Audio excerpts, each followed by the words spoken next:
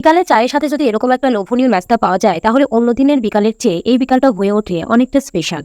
তাহলে চলুন এরকম একটা নাস্তা বানিয়ে ফেলা যাক। নাস্তাটা বানানো কিন্তু খুবই ইজি এবং খুবই সুস্বাদু।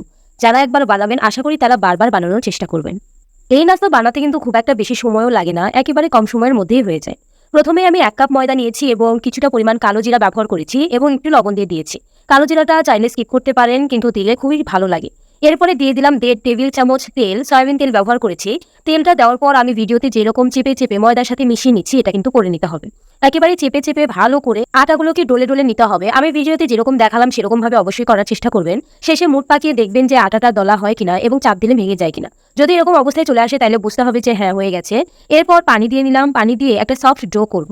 অনেকটা শক্ত ধরনের, একেবারে কিন্তু নরম হবে না।